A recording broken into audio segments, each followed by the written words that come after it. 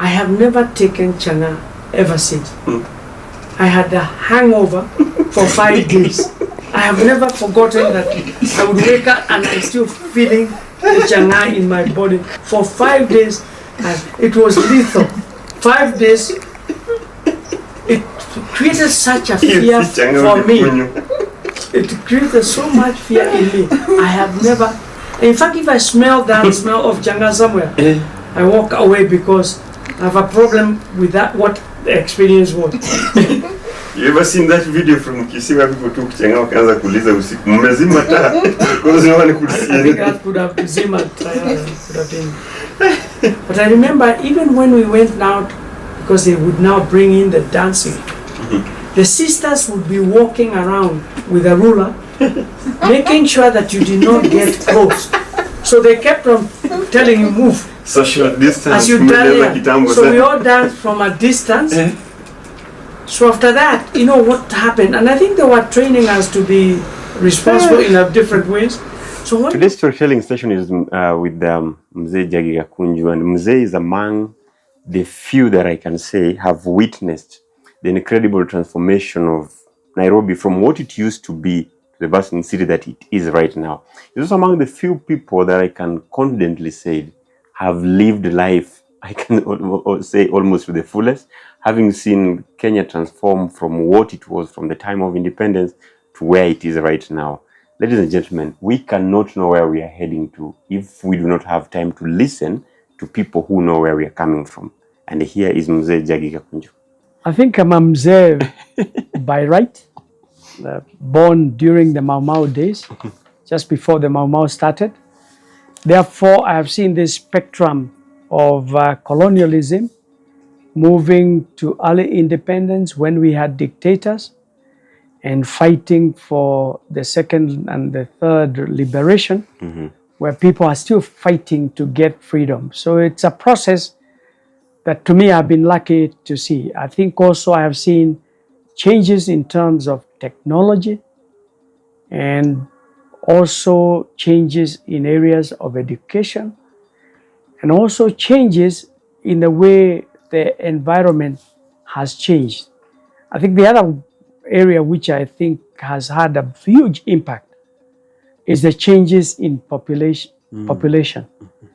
The number we were, right, like in around 1960, being about 6 million people, which is the same population of Nairobi today, and now being close to 55 million. That's a huge change. If you walked in Nairobi, sometimes you walked in many places and you are all alone.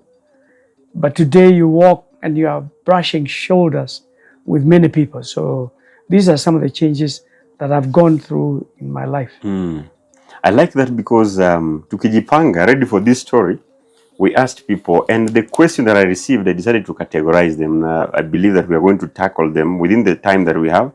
Thank you again once more for hosting us. People have questions from how education system looked like at that time, how are jobs like, what were careers. So today you hear someone saying, nataka kwenda Nairobi nikimaliza shule. Was that even the thing at that time?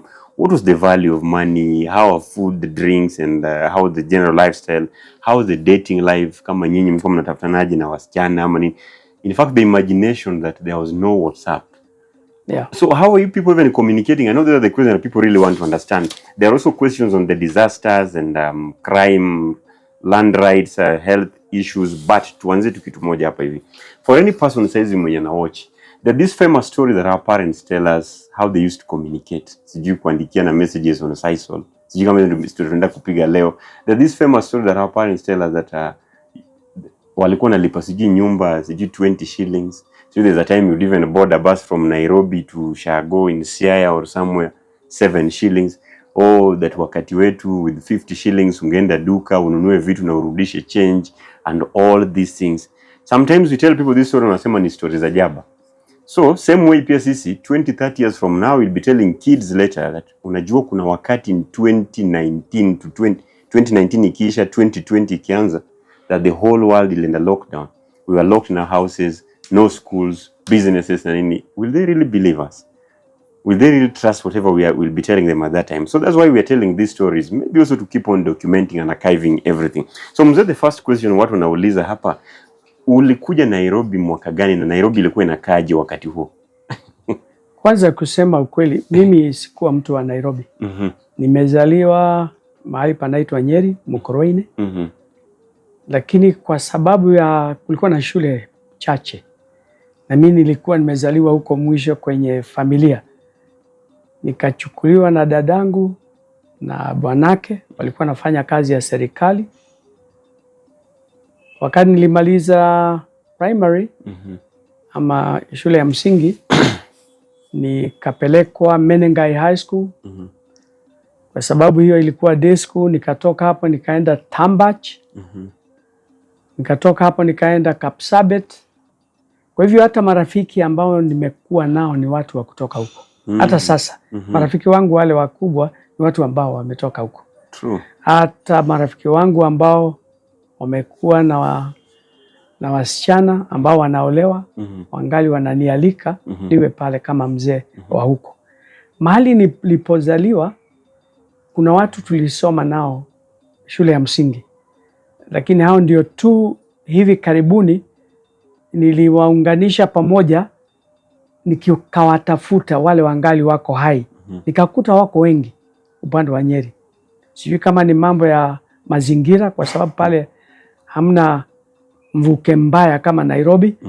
Watu wanaishi kwa maisha marefu. Hata mimi nilishangaa. Nikakuta kama watu 18 wale tulikuwa primary school standard 1 pamoja, tulimaliza mwaka wa 63. Ndio mlimaliza? Yeah. Primary school. Tukamaliza 63 primary.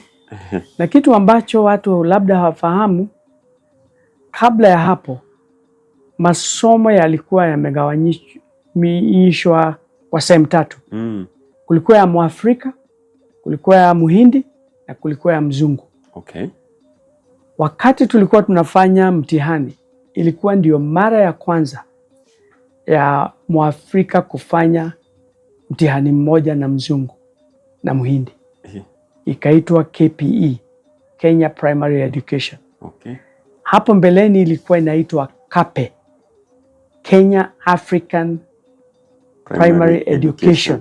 Hiyo ilikuwa inaundwa ya Mwafrika, na kwa mazingira ya mkoloni alitaka Mwafrika asiendelee sana. Apate tu elimu ambayo itamwezesha kumfanyia kazi. Lakini mambo ya kuendelea mbele haikuwa kwenye mipango ya uongozi wake. Okay, that's interesting. So kwa wenye una watch sasa hivi, I'm sure now you're wondering, KAPE umesema hiyo nyingine ya pili sasa yenye mlifanya ilikuwa inaitwa Kenya Primary, KPE. Yeah. Baadaye tukasikia wazazi wakisema kulikuwa na CPE. Naam. Haya, kukakuwa tena na KCPE. Sasa tunasikia sasa kuna KEPSEA, KJSEA. Zote zimetokana na hapo, lakini kutoka mwaka wa 63 ndipo watu huo mwaka wale waliokuwa wakimaliza darasa la 8 primary, miaka 8 ya primary, walifanya KAPE. Na wale sisi tulikuwa miaka 7 tukafanya KPE, Kenya Primary Education. Wao walifanya ile ya zamani na sisi tukafanya ile mpya sasa. Ilikuwa ni kama tunaonyeshwa uhuru umekuja, hakutakuwa na ubaguzi tena. Kwa sababu kulikuwa na ubaguzi kila mahali. Mahali unaishi, ukiwa Mwafrika kuna sehemu huwezi ukaishi. Ukiwa Muhindi kuna sehemu unaishi. Ukiwa Mzungu kuna sehemu unaishi. Na kulikuwa na mazingira hayo, na watu walikuwa wanafuatilia, na alikuwa yanawekewa maanani, kwa sababu ukionekana sehemu ambayo sio yako ulikuwa unashikwa. And I think you mentioned it in our last conversation. In fact, it really drew some serious attention. Wakati ulitaja kulikuwa na Islands ilikuwa ya watu fulani. Sijui pande ingine ikakuwa. Would you like maybe to just put a little emphasis on that? Kama Nairobi ilikuwa imepangwa vilivyo. Upande wa Eastland ilikuwa ya Wahindi ambao ni wa hali ya chini. Eastlands. Okay. Sio ni Isli. Okay. Halafu Pangani ilikuwa Wahindi wa juu, na wale wa juu zaidi ndio walikuwa Parklands. Okay. Walikuwa katika sehemu tatu. Msomali na Mwarabu alikuwa anakubaliwa akae Isli, lakini hangekaa mahali pengine. Mwafrika alipelekwa sehemu ambazo mnasifahamu kama Mbotela, okay, Bama na sehemu za Kaloleni na Makadara na Bahati. Halafu baadaye wakati wa Maumau wakaona kwa sababu watu walikuwa wanaonekana wakorofi zaidi ni Wakikuyu na Wameru na Waembu, wakatolewa sehemu hizo zilizochanganyika na Waafrika wengine, wakarudishwa Bahati. Bahati ikawa ya Wakikuyu, Kaloleni ikawa ni ya watu wa kutoka Western Kenya. Kwa hivyo ukawa watu wapangwe wasije wakaharibu wale wengine. Naam. Let me go back to, you said you recently just connected to the people you studied with in school. Naam. Social media ama mlipatanaje? Tuanzie maybe hapo tu. Okay, first of all, I think things have changed in terms of technology. So in the olden days, you wrote a letter, then you put it in the post office, and you waited. You had faith it will reach where it is. And we used post box numbers. Now, if you did not have a post box number, like you belong to a village, there was a post box number probably belonging to the church. Okay. So what they would do is on Sunday, they would take all the letters that have come of the community that belong to that area and read them out. And even if you are not there, a person who comes from your place may pick the letter for you to take it. And then what they would do is they would take the letter, and some of the people are illiterate. So you needed then to find somebody who can be able to read the letter. And normally, if it is a letter coming from somebody in Nairobi, which in those days was considered very far, because there was no transport, you have stayed for maybe a year, you have never gone home, you can't talk, there are no phones. Then you call the whole village or your community or family and you read the letter in public. So even when you wrote the letter, you wrote to the people. So you would say, I have greeted my parents, I have greeted my brother, so and so, and their child, so and so. Then you ask whether so and so managed to get a baby, and you ask all the questions there. So you assumed in your mind like you are seeing them, but you need information back. You know, interesting enough, when I lived in West Africa, they were much more sophisticated. You used videos, these cassettes. So the cassette would be put there and you would talk, and then the whole village would be there listening to the message from the son or the daughter of ours in the town. Jagi, you know, the people watching hapa, they are very young people. Most of the people watching this interview are people in their 30s and 20s and maybe late teens. Hii story tunapiga hapa ni ya 17 ama ya 18? No, first of all, I want to say that if you look at technology, it's always on the move. Yes. So that was the technology of that day. Those are the days I'm talking about, the 1960s, 1970s, and probably even 1980s. You use post office box. So 1990s, that's when we start seeing the issue of, in fact, probably 1970s, 1980s, you start seeing telephone in the villages.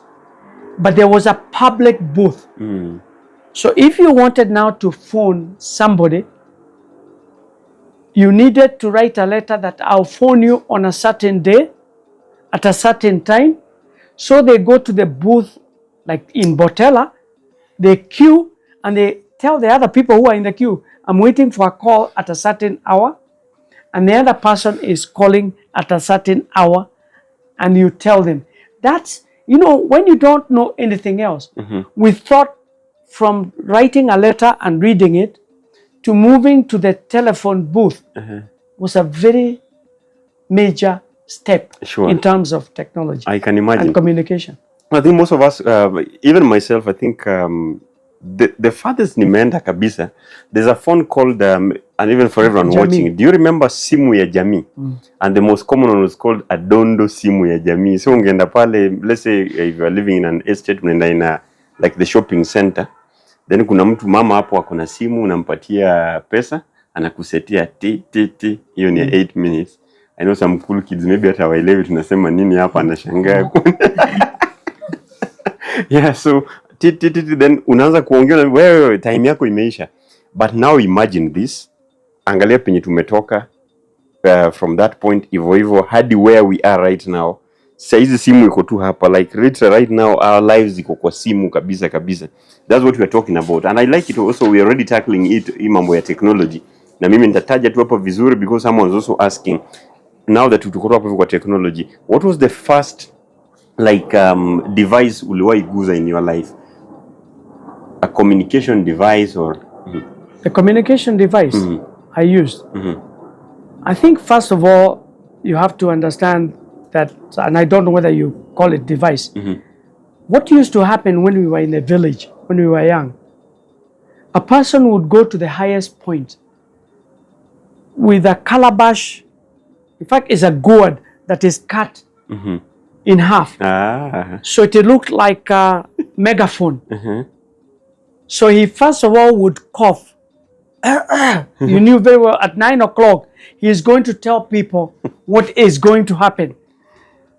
So everybody would come out of the house to listen to what is happening.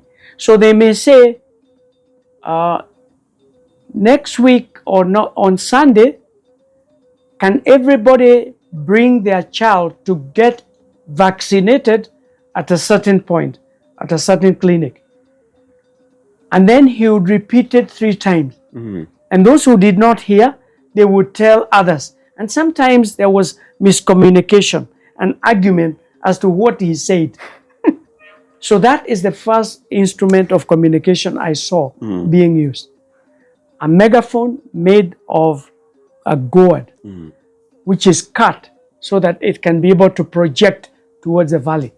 So like in our place where there was supposed to be harvesting of coffee, they would say, tomorrow the factory is closed. Although it is a day for you to harvest, it has been postponed to the following day. So do not harvest your coffee. Do you understand? So we moved from there.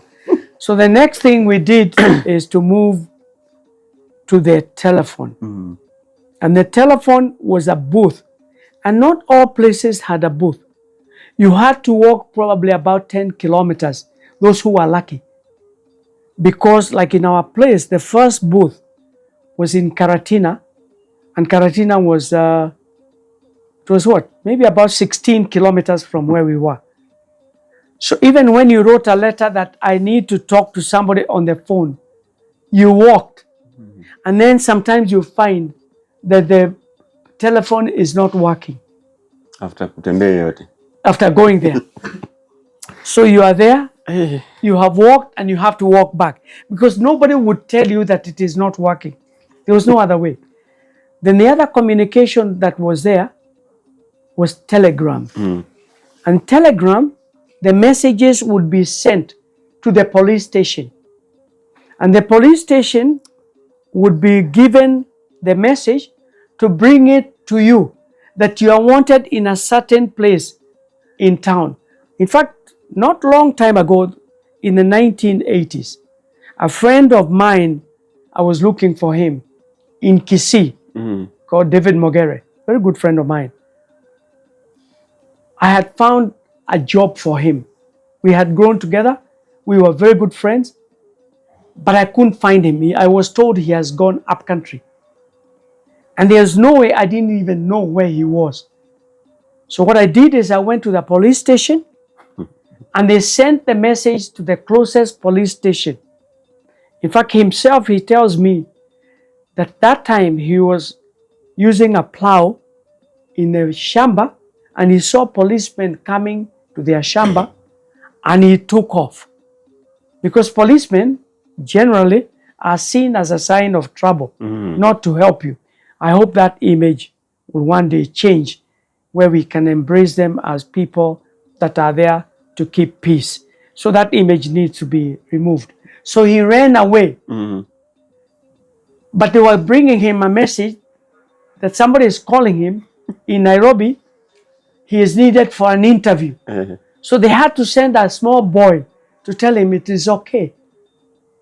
So he had to come back to go to the police to find out. And then they sent a telegram that because the buses only travel twice a week, he cannot make it until a certain day. So we have to wait for him. That's the way life works. I'm trying to imagine hata saizi for any young person saizi ukipata tu message polisi anakuhitaji, what first comes to your mind saa hii hata vile tunaongea, because there's even a very bad thing happening. We are told in some communities for public participation ifanyike inaitwa baraza. Already young people are having already a problem with that name baraza, because watu wengine walikuwa niambia wakiwa Kericho, ukisikia baraza most of the times ni watu wanaenda kutatua penye mtu ameiba bibi mwingine, mtu ameiba ng'ombe, mtu sio amefanya nini. Sasa if baraza itself is already a problem to us, the imagination that police officer ndiye anapokea barua on your behalf or ujumbe, no, hapana, that will be a bit difficult kidogo. Your first time seeing TV? Another very good point, because I think I was in high school. I think I was in Kapsabet. I came to Nairobi. My guardian had been moved to Kiambu. And Kiambu, we heard that there was a gentleman who was very rich that had a TV. But what he did, and I think he was doing it to show how important he was, he used to leave the curtain open. So what we used to do is put stones next to the window and peep through the window. I think he knew we were there, but he enjoyed that kind of, that I'm the only person with a TV. It was a black and white? A black and white. Gani, and also don't forget the TV started at 6 and ended up at 10:30. 6 p.m. or 6 6 in the evening. Okay. And ended up at 10 p.m. Okay. Roughly 5 hours. Yes, 5 hours. It was only showing, and it had you start with what the president did during the day, na KANU ya jenga nchi, and the national anthem, and you end up with a national anthem at the end of it. In between, they brought in some old videos. I don't know, they were collecting them from, what do they call it? Perry Mason, guy who was a detective. In fact, Perry Mason could have been the person who inspired me to become a lawyer, because he was a lawyer arguing in court. So those kind of things. But most of the times when you looked at the film, you did not understand what they were saying, but you saw things just moving. But amongst us, there were smart guys who created a story out of what they were seeing. And they were like the guys telling you, that guy is going to punch so-and-so or go and so-and-so, that kind of a thing. The second thing that used to happen in the villages is that we used to get films brought in by a mobile unit. And that company was called Factual Film. And it was going around East Africa. You know, East Africa in those days was seen as one. Okay. We were using one currency. There were no boundaries restriction. There was no... So you just cross borders. You just cross borders. Busia, Namanga. You didn't have issues. No passport, nothing? No passports. Okay. East Africa was like one country. Currency was the same. You did not need... The value of the currency? Was it the same? Oh, it was the same. Yeah, was East African shilling. Okay. Now, the thing is, don't forget that when you got transferred, all the institutions of government were East Africa community. Okay. So if you act with the railways, you could be transferred to Tanzania. Tanzanians could be transferred to Kenya.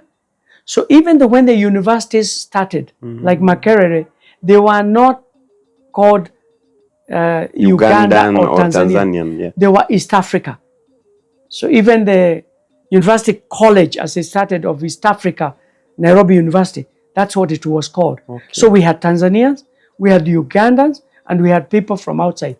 And in a way, I wish that kind of an image continued, because people intermarried, people had friends. I had friends all over, and you didn't feel like there was a difference. I think what we have done of late is to become very compartmentalized. We are small compartments of countries. Now we have even Counties. Counties. You have sub-counties. Now, if you are from one county, to even get a job in another county, it is a problem. Even if you come from that community, I think we have moved backwards. Then in the county, now we are heading to clanism. I think the world, if I had a way myself, the world would have no boundaries. Let people just move around. People are human beings. Even the birds themselves are cleverer than us. And animals, you see them moving from Serengeti, moving to the Mara. They don't respect boundaries. The wild beasts crossing over. If you look at the birds, they come from Europe, they come and travel through the continents. Why does man think that they are superior? And yet we have put ourselves into small little compartments called countries. I don't understand. That to me is very backward. It's very primitive. If you have human being like you and me, why put a boundary between me and the other person? We're the same. We are the same race. I think after you sharing that experience, now I understand why we had things like East Africa newspaper. Yes. East Africa That's Airways. why they went I had back something to of East East Africa Airways. Correct. There was something like that, right? In fact, even the standard was called East African Standard. Yes. There was nothing like a paper or a newspaper that belonged to a country. Yeah, we read the same things. Jagi, before we complete, maybe we conclude this topic on communication. There was no social media. People were not using phones. And then how is it that bado this older generation was really updated? Like when the part something happened in Uganda and people in Kenya knew it.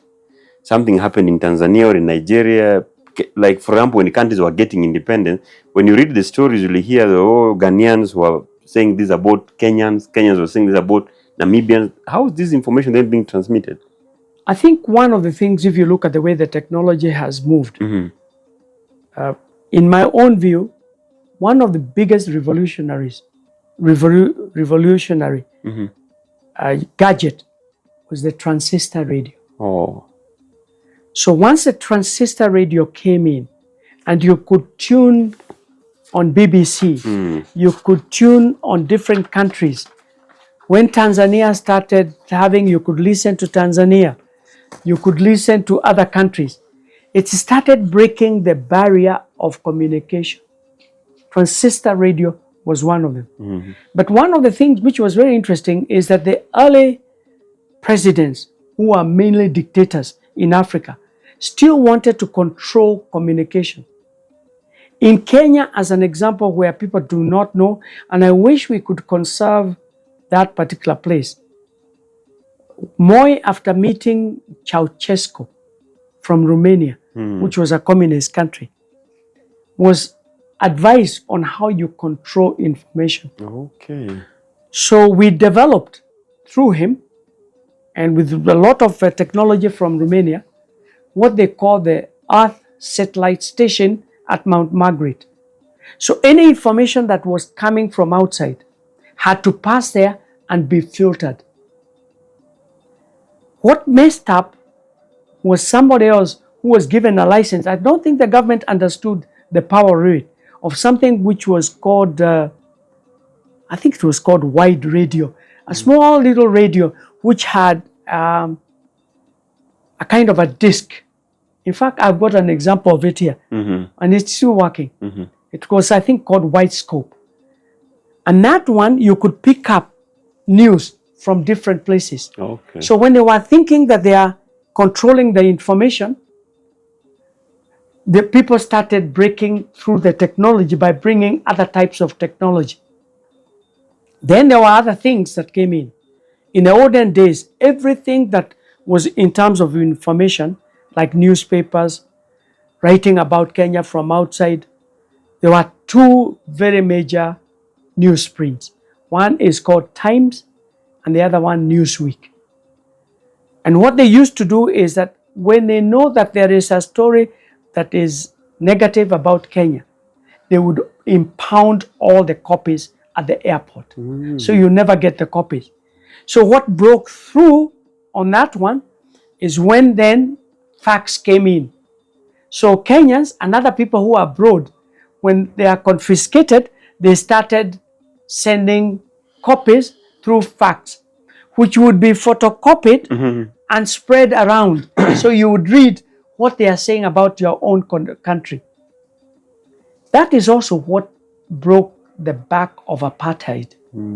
The apartheid government had managed to control information. There was no television in South Africa. There was no television even in Tanzania for a long time.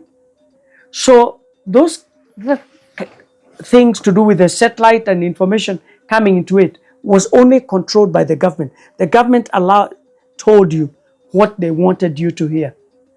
So the breakdown in terms of the communication has a lot to do with opening the doors of liberation. Yes. Interesting. Okay. Listening to this, and you feel like the world may change. Let's say not even a long time, because this time, at the time I was coming, I had a conversation with a certain child. This is a primary school kid, and I was telling them that at my age, I'm way much older than them, but I've not really seen the kind of things we're talking about. But I remember the first time attending a certain funeral at the country that I was in class 1. Then there's this gentleman who came with a that time it was a Siemens Motorola telephone, yes. Sagem, when these phones, and alikuwa naingiza hapa kwa kiuno, alafu iko na aerial ingine refu, and everyone in the funeral stop wakaanza kumwangalia. And I think somebody was just picking a phone. He was not really picking any calls. He just wanted us to know akona simu. Yes. Na angetoa tu hivi, but it was like this size. Angetoa na receive, na everyone tukopana sema, mtoto wa nani akona simu, anaweka kwa mfuko. They even used to have their own pockets. I don't know if you remember those things. Simu ilikuwa na mfuko yake. So I was telling this kid that was a phone. Akanambia hapana, this is a calculator. Because unajua screen ilikuwa ndogo hivi, so anashangaa vitu walikuwa wanaonea wapi. Then I told this kid also of a TV that ulikuwa unaweka ile knob ukizungusha hivi. Akanambia that is a microwave. You see TV, because TV gani iko na mgongo na iko na nini. Na yara si kitambo, it's just maybe like some times ago. So Jagi, just on that one, tukimalizia tu, I think on that whole issue, there's an issue hapo tuliguza tu kidogo tu ya pesa. Tell me, now you're switching to the next conversation hapo hivi. People ask a lot about money. Now, sometimes people think that maybe wazazi wanatudanganya when they say, with 50 shillings in the 60s, when you had 50 shillings, you had money. No one would even think of even touching a 1,000 note because that haikukua at a 500 shillings. Tell me about pesa tu vile may change value pole pole in your life from maybe when you are a teen, 20s, 30s or even.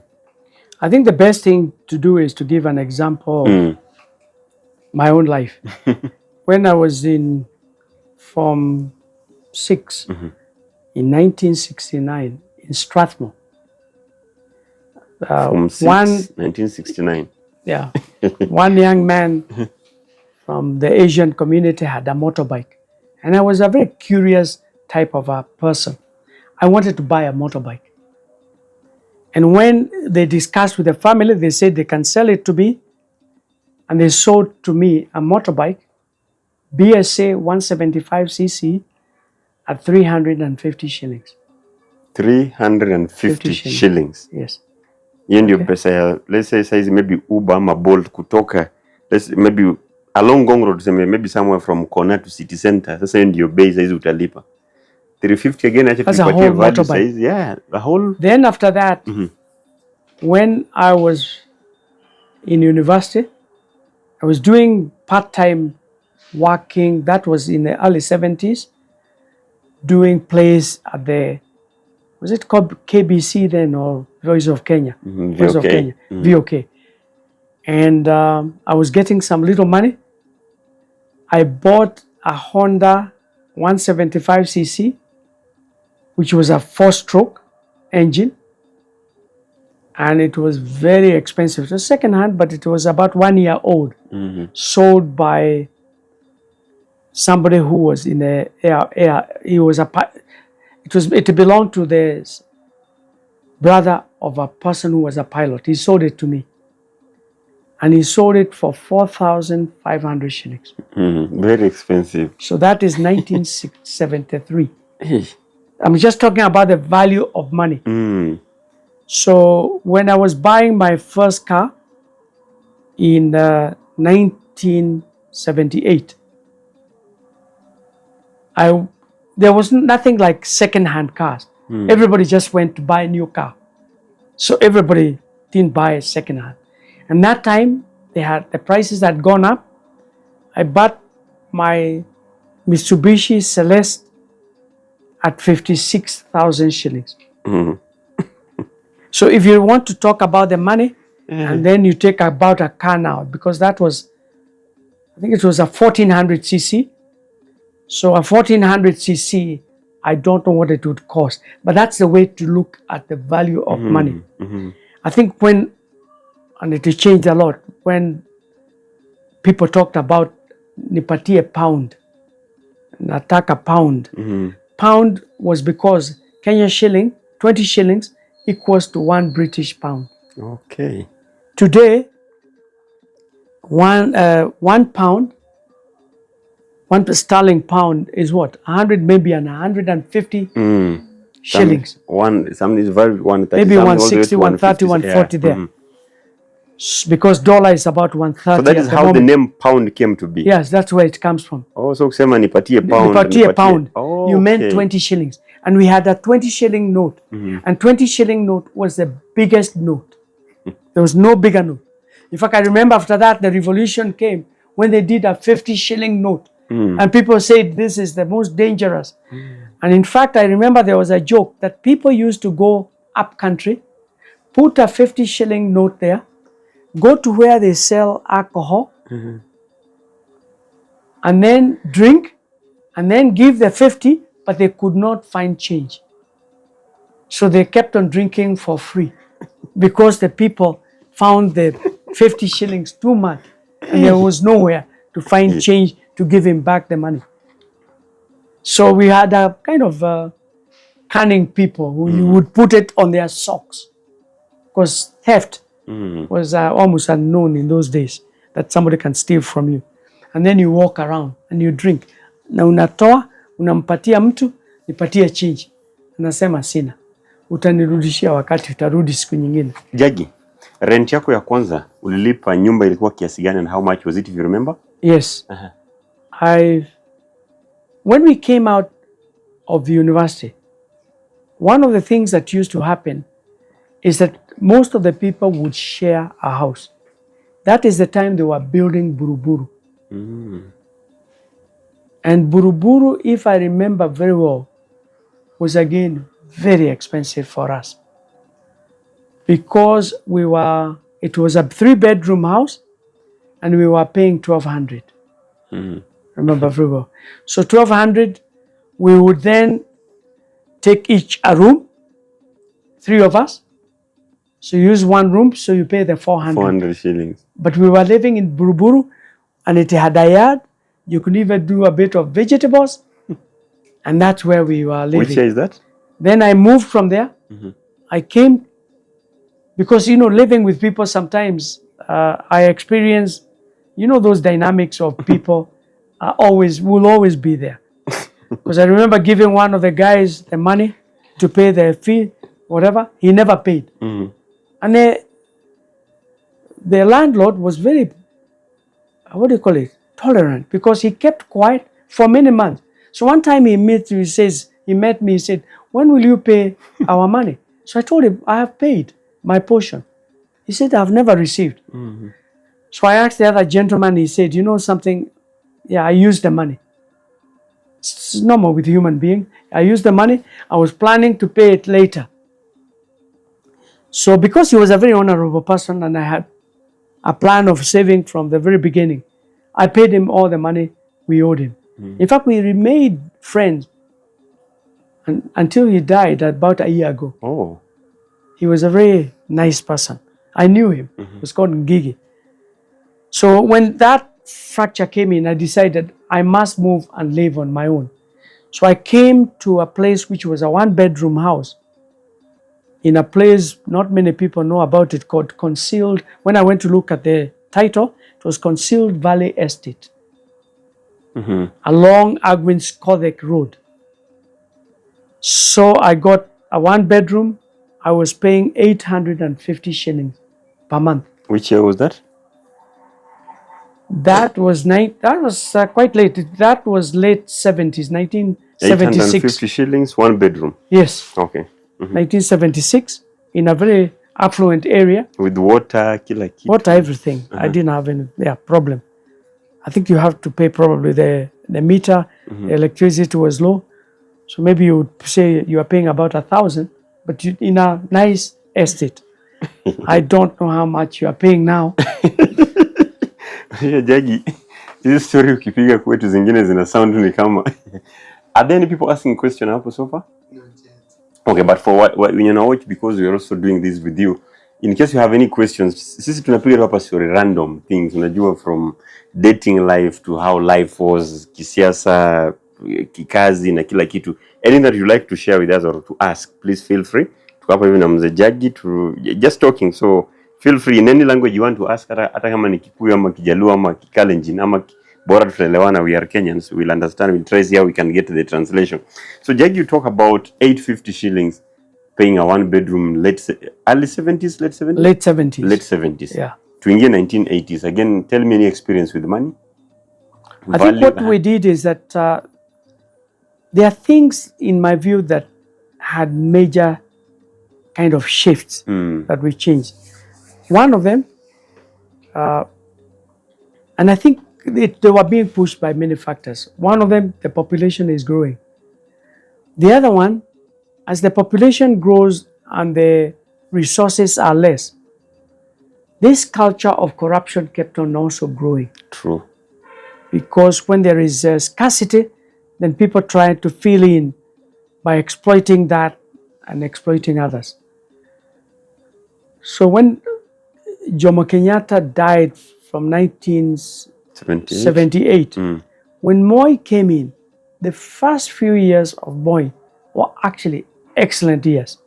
I honestly believe that Moi wanted to make a change. Those are the years you found him going to do the gabions. He was everywhere. He wanted to really make a change.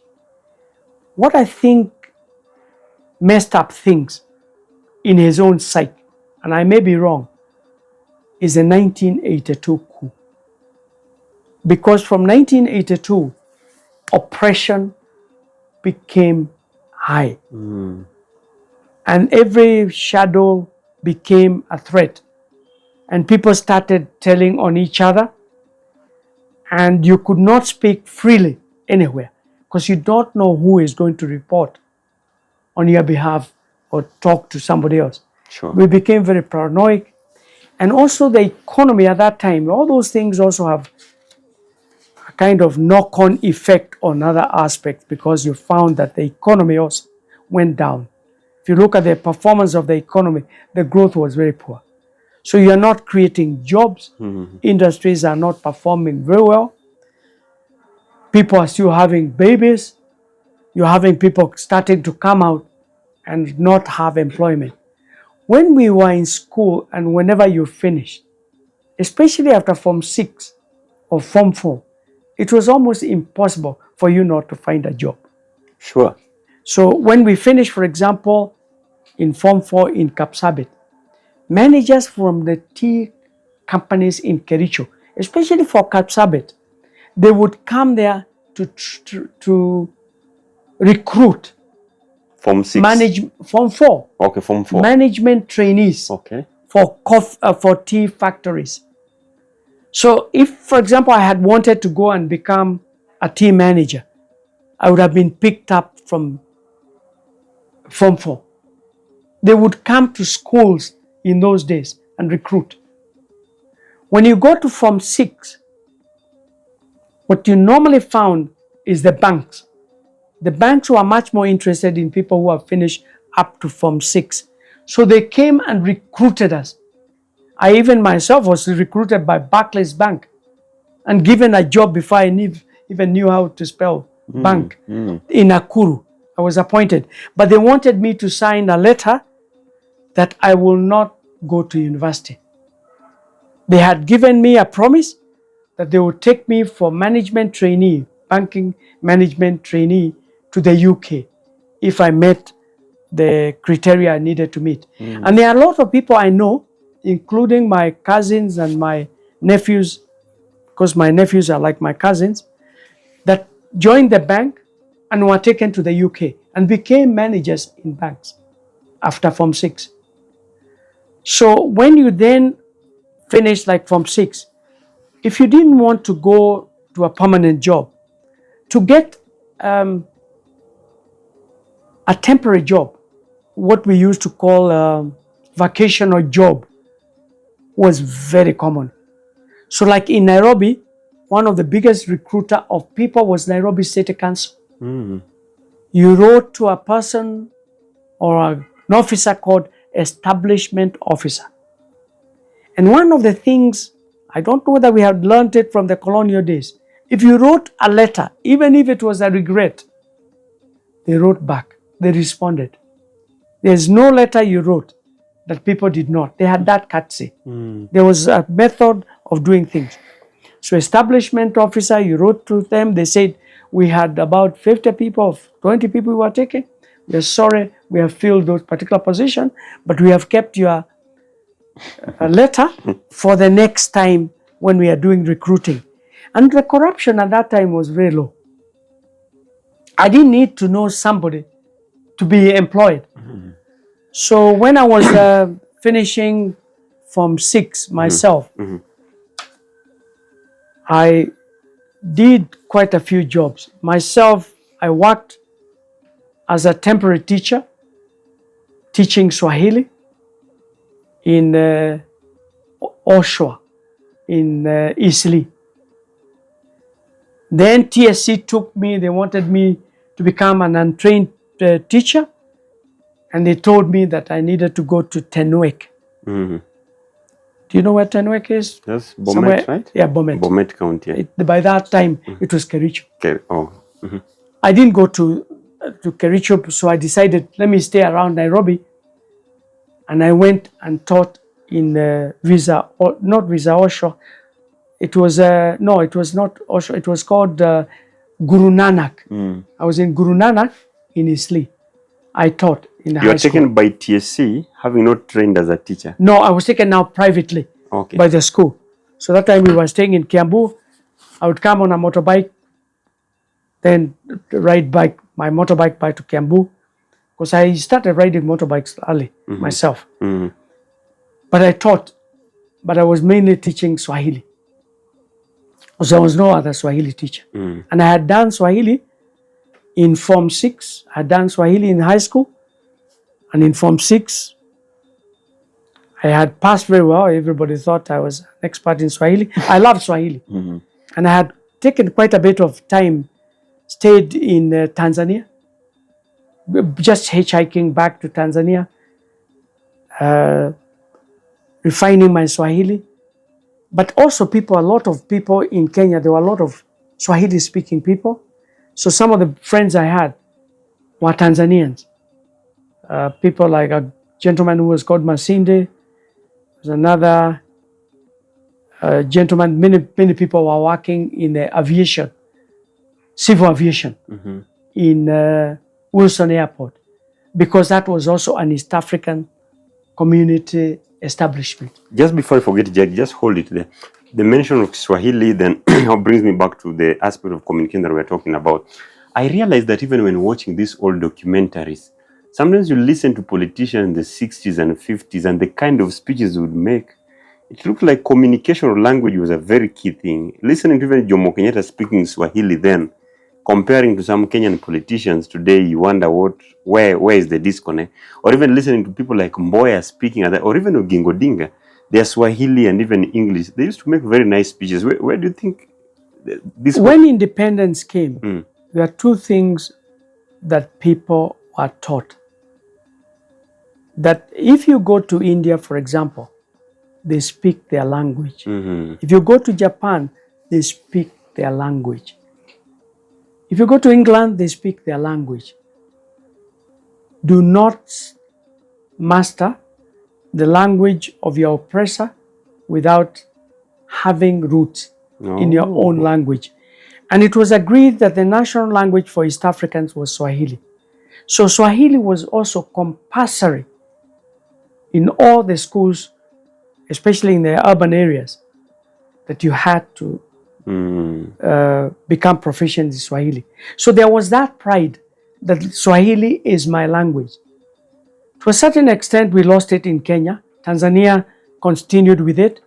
There was quite a bit of resistance in Uganda because it was buried in Uganda. Because Uganda had a lot of changes in leadership. It's true. And those changes were seen as if the people who were speaking Swahili were the oppressive people, like Idi Amin and the rest.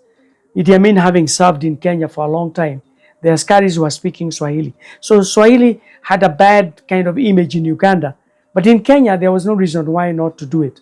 So we used to speak Swahili. The other point which was there in the beginning is people started dropping the colonial or names that you did not know what their origin is. So if you're called Robert, you're called whatever, people are proud to be called their own names. I see. And there was a lot of talk, especially the people who came from the Second World War, the post-Mau Mau guys, they would tell you, if you go to Korea, you don't call a Korea called John or Kate or whatever it is. They use their own name. If you go to India, they use their own name, even the ones who are here. If you go to Japan, they use their own names. The Mzungu uses your own names. Why are you using their own names? So there was a lot of discussion about how to liberate your mind. And the argument was that liberation starts with the self. Self-pride. Who am I? I'm a Kenyan of Luo background. I'm a Kenyan of Kikuyu background. It should never be seen as a negative. Sure. It should be seen as a positive. Because you cannot change it. That's what you are. But I'm a Kenyan of that community. So, in the primary school, I know I even was taught how to write in Kikuyu. I still can write in Kikuyu myself. The Bibles, if you look at it, were written in those languages. They still have a lot of errors in my own view. But if you look at it, nobody among the younger generation can correct those languages because they cannot even write. In the Luo, they cannot write in Kikuyu. Nowadays, we hear a lot of people saying at mina sikia lakini siwezi ongea. It is becoming very common. But Jagi, if that then was the struggle, najua tumedivert kidogo, but it is very important. This term of tell me your first name or your English name, where did this thing come from? So you go to a place and tell me your first name. Then your first name should always be an English name? No, or they call the baptism name? No, the generation that came from the Mau Mau, there were two types. There was the side that came from the side of the colonialists. Okay. And there was called the people who wanted to discard the Western type of culture. Some of them thought that education can be useful, but it must be modeled in a way that it helps you to move forward. Sure. So one of the things that they had problems with was things like religion. So if you went, for example, to you became a religious person, I think it was a very soft way to try and assimilate you to forget about your roots. If you said you wanted to be baptized your own local name, they refused. Because to them, the African does not have a saint. And you must be baptized on a saint's name. In fact, we have lost that particular track record because they are not even using the saint. You now pick up a name of a Western guy. You have no idea who he is. which is a choice you can be able to have. Mm. But I think we started losing that thing about being African. So my parents came from a background of very strong Mau Mau culture. And one of the things they never wanted to hear is people being baptized any other name apart from their local name. Mm. It is possible some of the people would then go back to schools and they would be baptized again, another name. But the parents were very insistent. So you find a generation of that time, my time, who maintain their traditional names or their community names or their ethnic names. I see. Jagi, it is the dream of every young Kenyan today akimaliza shule, wherever, whether ni Makueni, Turkana, Lodwar, Turkana, Mombasa, mawapi, to come to Nairobi. Was it also the thing at that time? Nataka nimalize niende Nairobi. I think there was that pull to Nairobi was always there because all the industries, all the good things, light, electricity, people talked about Nairobi like the way people talk about going to London. It is the place of civilization, of enlightenment. There were even things you hear people talking about, drive-in cinemas. You could drive in and listen. They would give you those kind of stories. But jobs, on the whole, the towns were little places with little dukas, but they did not have any industries. It is after independence when there was an attempt to try and create industrial estates in different towns. But I think what again messed them up, I don't know whether it is a question of whether proper research had been done, but whenever you run business from a political eye, it most likely it is not going to be effective. So you probably first of all put a person who is incompetent, but because they are a friend of yours. So instead of using meritocracy, we use politics to run business. That does not work. So industrial estates was a good idea. They were started everywhere in the major urban areas, but they never seemed to move. And most of them have folded up. You had factories like Komi in Kisumu, which was dealing with the making of cloth. In fact, there was in Ginger Night Hill, as they call it. There was factories in Eldoret. There were factories in other places. But one of the things we realized is that was not sustained and they flopped. And maybe somebody has already written a paper why they flopped. But in summary, there was a kind of disconnect between the people who are being appointed to run those particular organizations. And we have seen it even today. There are many people who have been appointed to run the certain ministries. They are not competent. You find people who have been asked to run certain parastatals because they are a friend of so-and-so. So that, it's like trying to have a donkey run with the horses. It will be lapped. So when you ask that donkey to run, it will never. In fact, somebody used to say one time that it doesn't matter how long you take to feed a rabbit with meat, it will never turn out to be a lion. So you can keep on checking, seeing it, seeing whether the mane is coming out, but it will remain a rabbit. So if you have rabbits running organizations, you remain a rabbit. And I think this has been the biggest thing, meritocracy. If you deal with meritocracy in most of the African countries, we would move very far because we have all the resources we need. I agree with you. So I think the focus to Nairobi was there, especially during the colonial period, because the rural areas were supposed to be just producing things for export in their raw form, whether it is coffee, cotton, tea, pyrethrum. That's the way it was happening. So Nairobi was the center. So once we started pushing it back, that did not work very well. I think the next attempt, big attempt, to decentralize from Nairobi has been this devolution. But devolution, unfortunately, we also came with the devolution with a lot of also devolved corruption. Yeah. So, yes, you can see the impact of devolution. There's no question about it. There has been a positive impact of devolution. But probably if you take it 1 out of 10 on the impact of devolution, it is probably playing between 3 and 4. Okay. Instead of playing maybe about 8 and 9. 8, 9, 10. Yeah. If we can be able to push that to about 8 to 9, then even people wanting to come to Nairobi, that would reduce. Because they would find jobs there. Where they are. I can stay in my home without having to pay high rents.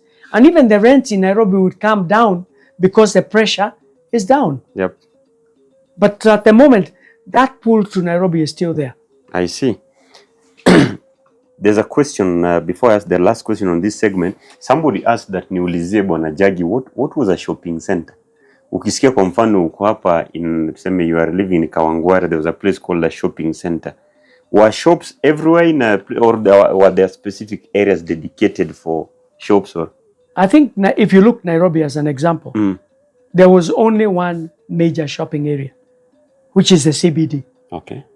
The others were like kiosks, duka la baba na mama, where you can go and buy bread, buy milk, buy something small. But all people, that was the culture then. You went to the city center to buy things. Even if you go to little towns like Nyeri, Kisumu, there was the commercial center.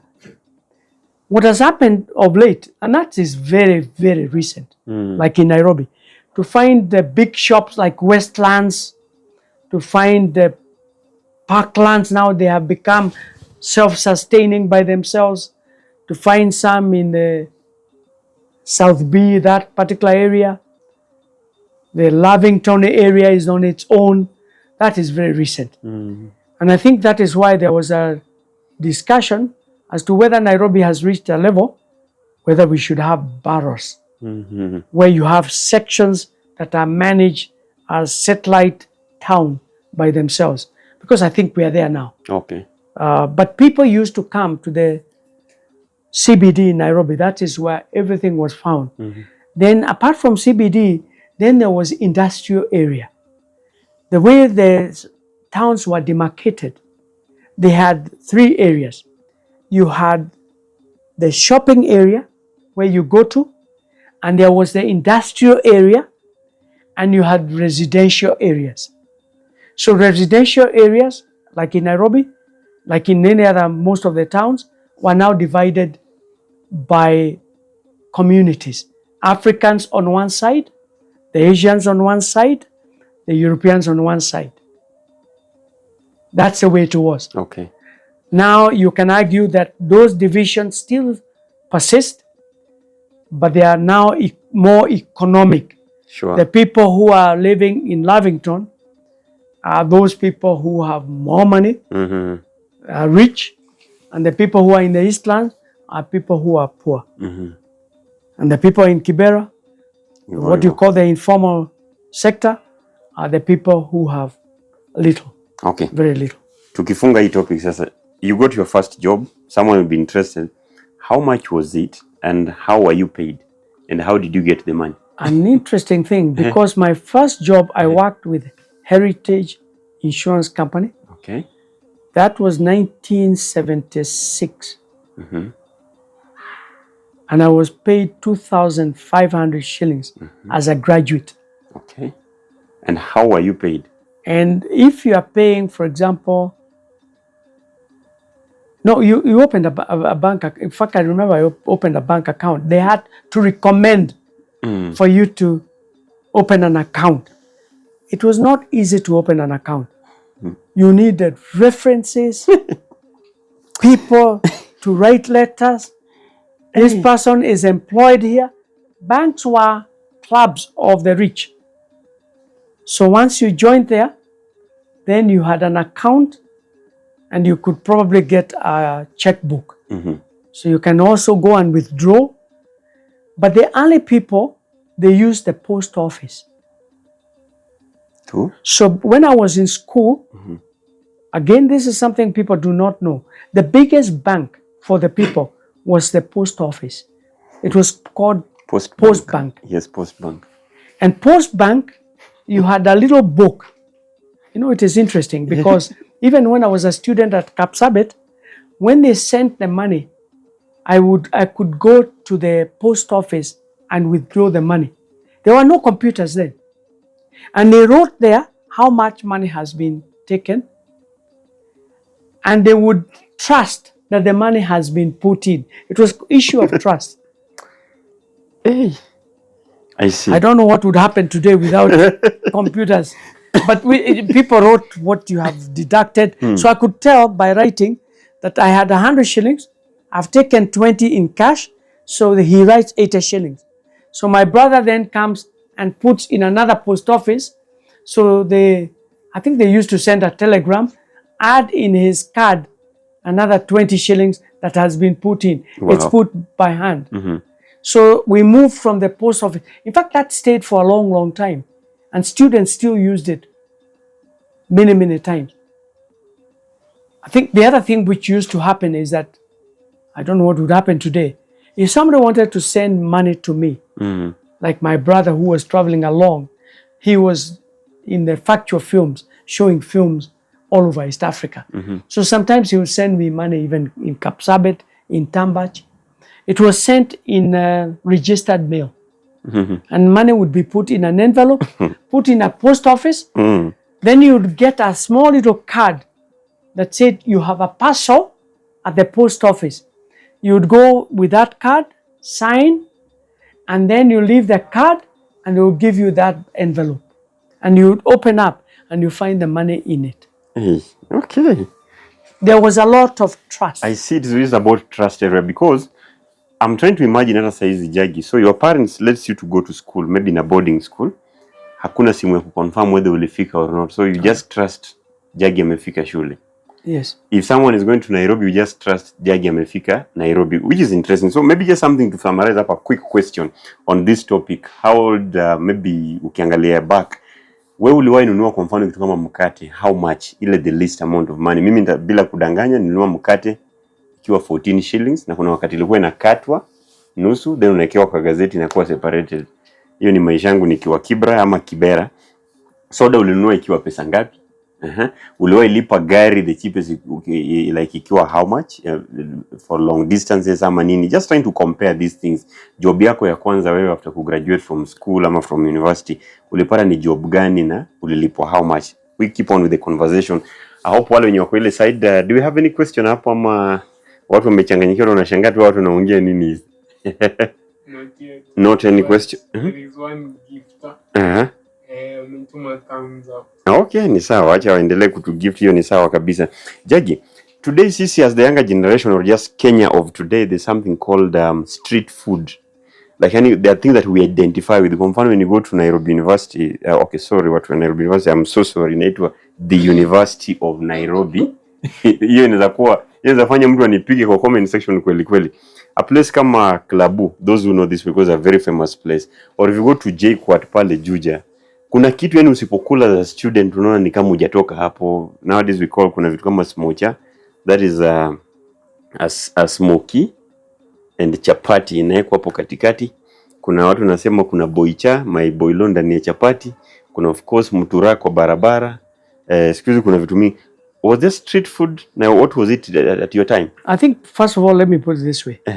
When you went to school,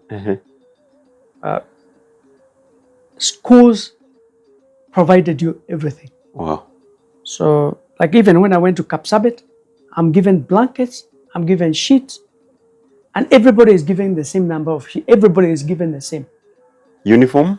Uniform you're given. So from home unatoka tu vile? Yes.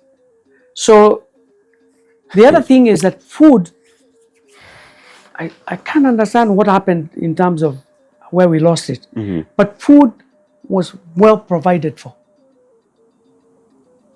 Meat, chapatis, whatever it is, you eat properly. In fact, you eat things that you never ate at all. In school. So when I was in university, we got what we used to call boom. And you wanted to go out. There were kiosks just near Vic Preston. I don't know what they call it, near DT Dobby there. Mm-hmm. You know where, is this DT Dobby? You know where DT Dobby is? Yeah. University of Nairobi, just there. When you come towards the roundabout, those buildings were not there. That particular place was full of kiosks.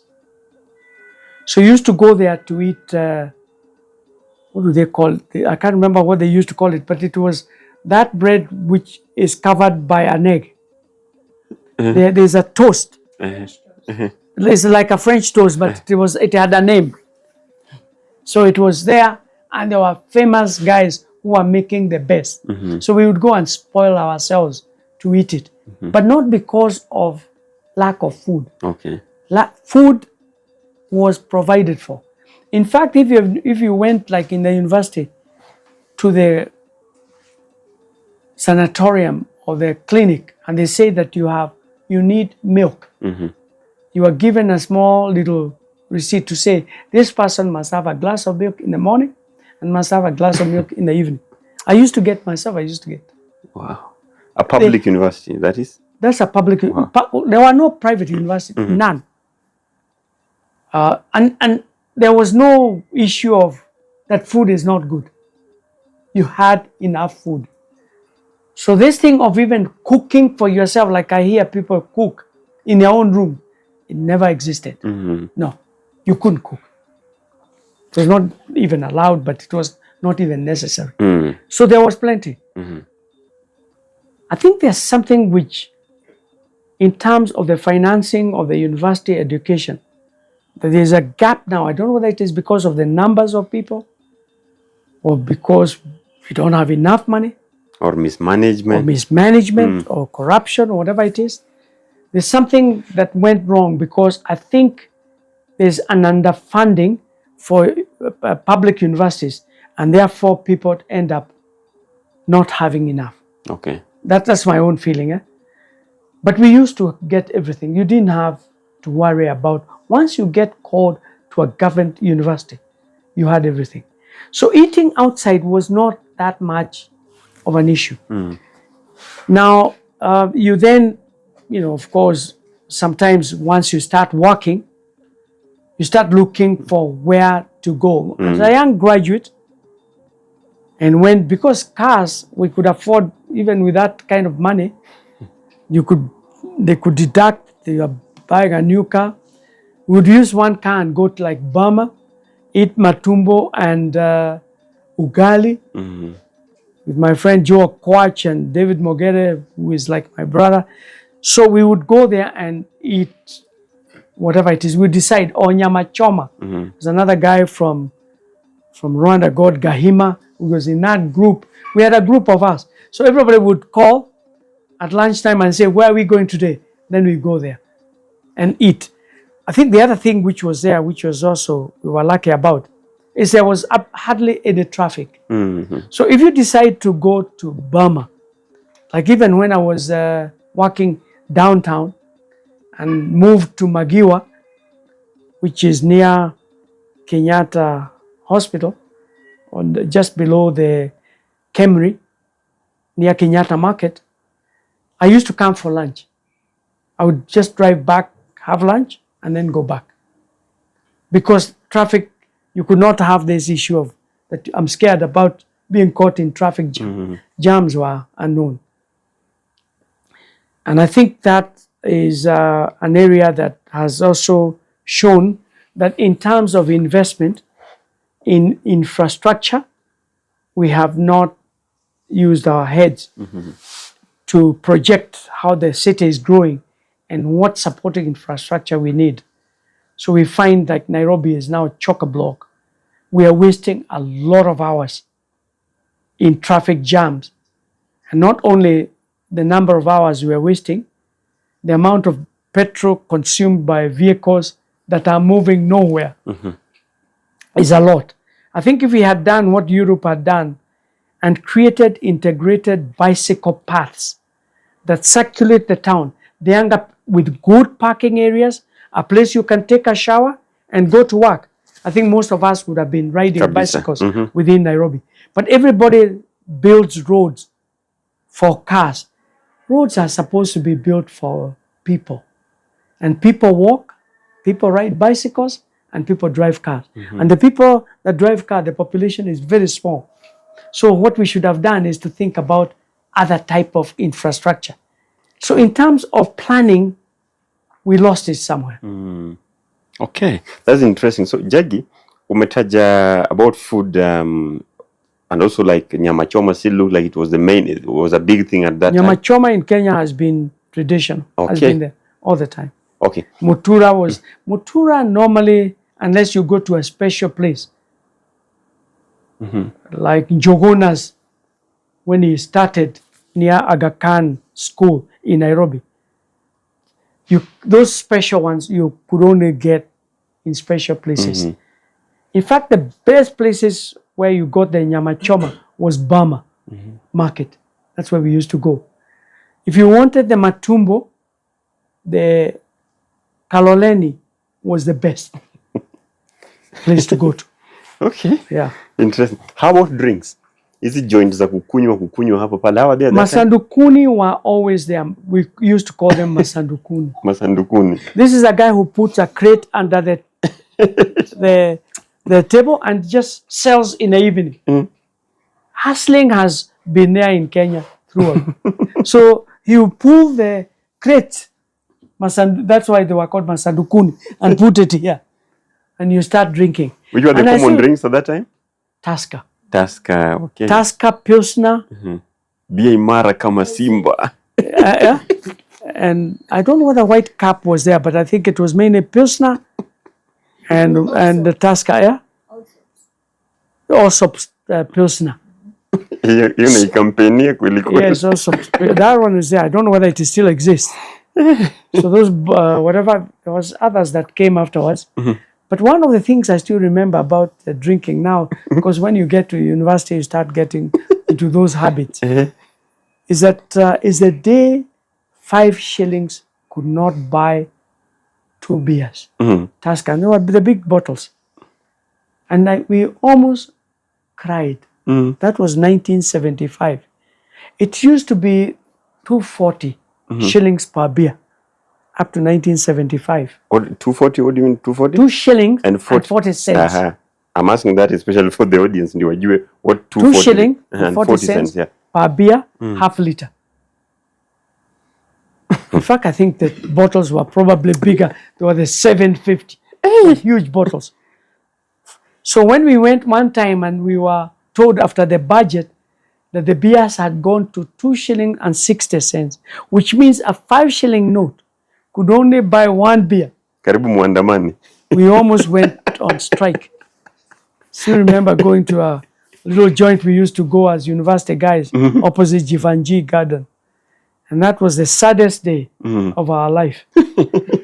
I don't know how much a beer is in a bar today, but it's many shillings. Again, somebody who was asking about what was the value of money. You can take the beer. Exactly. At 1975, at 2 shillings and 40 cents, and what it is today. Let me ask the director at the back. What is the... Okay, saizi nachezea wapi? 300 to 50. Hiyo na badala chupa imekuwa ndogo, si ndio? Hii ni mbaya sana. If you had 300 shillings in those days, you could feed a whole village. Hiyo umechafua meza, umelewesha whole village. People would think you are king. So Jagi, ndio watu wasione we are too bushy hapa. Siku hizi pia kuna hizi places za busa na changa and all these other illicit brews. Were they also very common in Nairobi? They were there. And interestingly enough, when I was in the university, because university has that thing of, it's a time you experiment. And there are guys who seem to know more than you do. I still remember that is the first time myself I drank changa. And it was somewhere near Globe Cinema. But the irony of it is that although it might sound sacrilegious, the lady who was selling us was a Somali. But I have, interestingly enough, I have never taken changa ever since. I had a hangover for 5 days. I have never forgotten that I would wake up and I'm still feeling the changa in my body. For 5 days, it was lethal. 5 days, it created such a fear for me. It created so much fear in me. I have never, in fact, if I smell that smell of changa somewhere, I walk away because I have a problem with that, what the experience was. You ever seen that video from Kisii where people took changa wakaanza kuuliza usiku mmezima taa because no one could see anything? I think that could have been could have been. But you go with guys, you're in a den, you are there, it is being put, you keep on swallowing, you put Coca-Cola, I think they were putting Coca-Cola in it. For me, that didn't help. So Jagi, I saw my grandmother actually because my dad alifundishwa na hii pesa ya changa. So nikiwa mtoto mdogo, my grandmother alikuwa anatengeneza changa. Na sasa walikuwa wanaitengeneza huko kwa river huko chini kabisa. Yeah. Then now, for those watching now wanatoka from the Luo community, you know what I mean by patila and ondago. So kuna hizi ni ndogo ndogo, I think ni kama tot unaelewa. Sasa mwenye alikuwa anakuja hapo, when you taste it, usipolia ni kama ijashika vizuri. You know, I wonder actually people who take changa, yani usipokunja sura yani it is not ijaiva vizuri. So I wonder unakunywa kitu na inakuumiza na wanasema ukiumiza vizuri ati ndio sasa imeiva vizuri. So I wonder. But the other thing which was there, which is probably different from now, is trust. There's nobody who would make changa that is counterfeit. It may be very strong because of the way they are making it.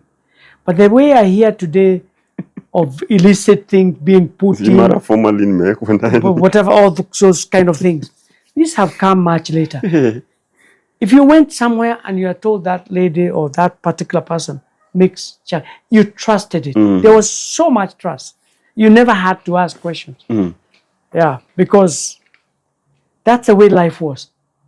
You could not do something that was unauthentic, so to speak. You had to do things the way they are done. It may be that it is refined many times. Maybe it is much more concentrated than others, but you never found people adding things like I hear today people add. There was that kind of culture we never had. That's something I'm liking about from topic to topic. My director and I'm not know to keep your pole cameraman and enjoy the conversation. But from topic to topic, I realized trust was like a big thing. You would trust that barua ikitumwa itafika, mtoto ukituma shule atafika, pesa ukitumia mtu atafika. You'd even trust mtu anauza pombe because nowadays it is about the profits. Yani, see about even the quality anymore, ni about how much can I make from this person. So regardless, we don't even care whether Jagi should drink it na rudi kesho. Kama ataenda na maisha yake ishe huko, acha ishe. Down, chap tu Jagi. Tukitoka hapa kwa drinks pole butu ingie maisha ya dating. How is it like wakati wenyu? Because siku hizi mimi naangalia wazazi wanasema hii ndio mnaita dating. Wakati wetu haikukuwa hivi, sijui this is how you are treating somebody, this is how you are taking somebody out. Sijui kwa tunapelekana Uhuru Gardens, Uhuru Park, wapi. How is it like your time? You know, I have also tried to do research on dating, going beyond even before my time. So my eldest sisters, my eldest brothers, how did you meet your wife? How did it work? But there were, I don't think fundamentally things have changed. What has changed is maybe the methods of communication and the rest. Because once you reach a certain age, you start having that attraction to the opposite sex. So the question is, if you are a coward, then do you ask her and then allay it for it? Because, you know, dates in those days, I'm trying to remember about my time. When I went to the village, and there were guys who knew a lot of things, the way things are done. I was told that for me to meet a girl, I needed to meet a guy called Kaunda. His real name was Kaundu, but he changed it to Kaunda because he used to learn in Nairobi. But he was one of those very aggressive. So I remember him taking me out Mm-hmm. to talk to the girls, and I didn't know how do you deal with the opposite sex, because in home the parents never prepared you how you meet a girl and how you deal with her. You learned it from your peers. So he's the one who was coaching me. This is what you tell her. And of course, every time you got a lot of objections. So it was a crude way. The parents never really played part in the way you met. The people were the older boys that knew how to train you on how to meet the girls. Going back to my school, and I think that was another good school, was a school called Kapsabet. That is where I can say I started meeting girls in a much more formal way. And once you reached Form 3, they allowed us to go, I can't remember whether it was once a year or 3 times a year. I think it was about 3 times a year, for a dance with our school of Chepterit. Sister school. Yeah. And it was a Catholic school. This one was much more Protestant, the Kapsabet High School, and the headmaster that were dealing with it. But they had an arrangement, we would go there. But I remember even when we went now, because they would now bring in the dancing, the sisters would be walking around with a ruler, making sure that you did not get close.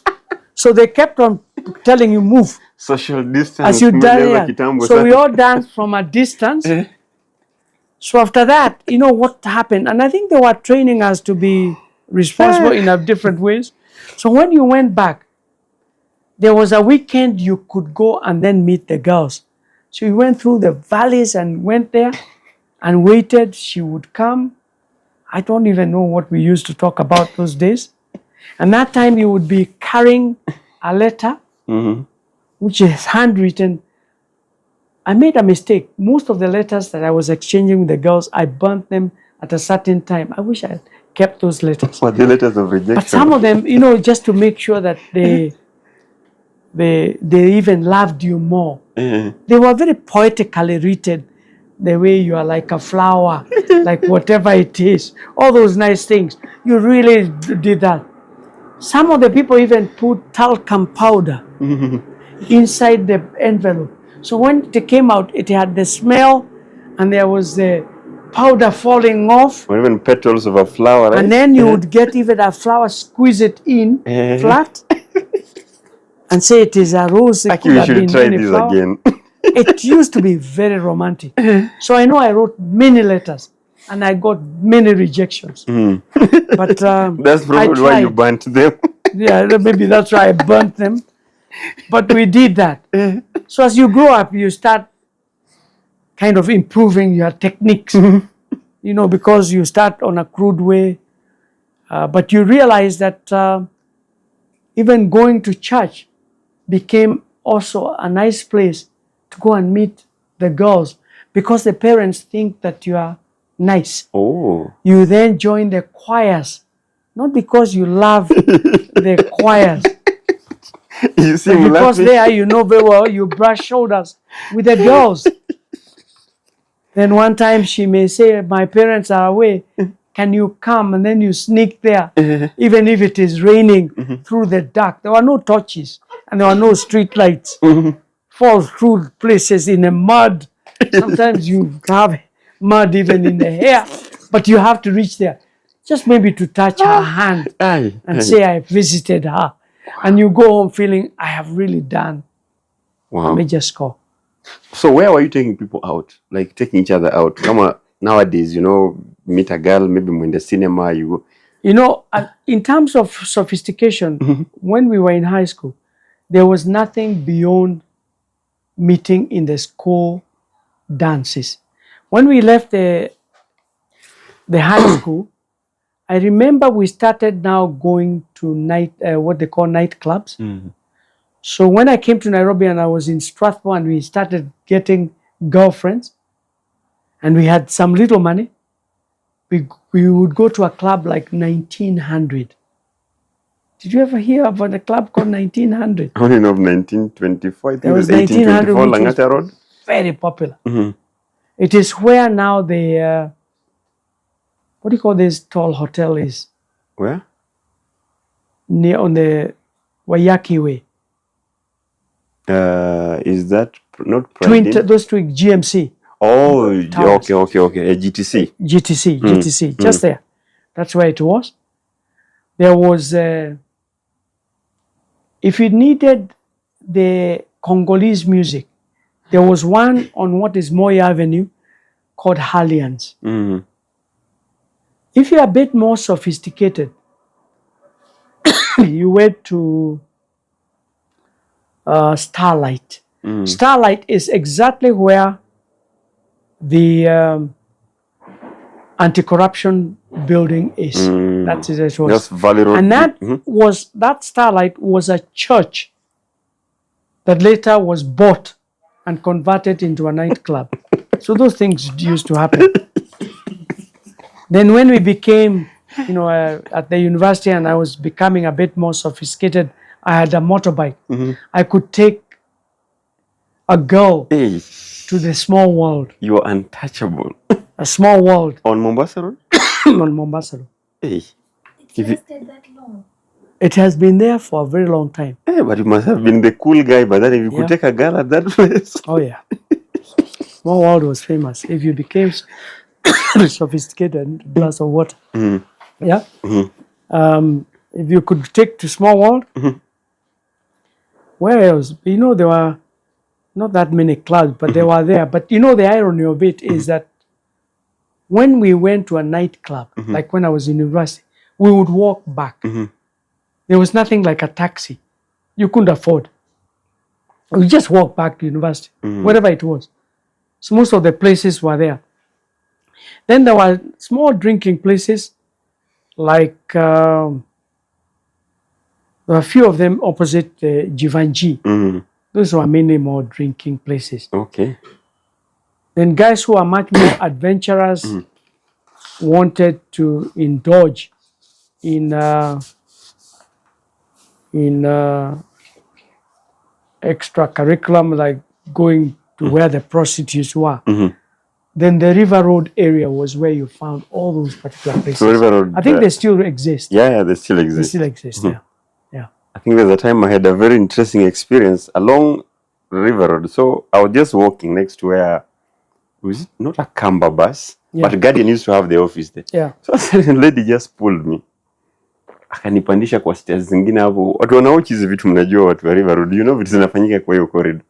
So kupanda pale nikishashikwa na wasichana wawili. I had to start shouting, I am a pastor, mniwache.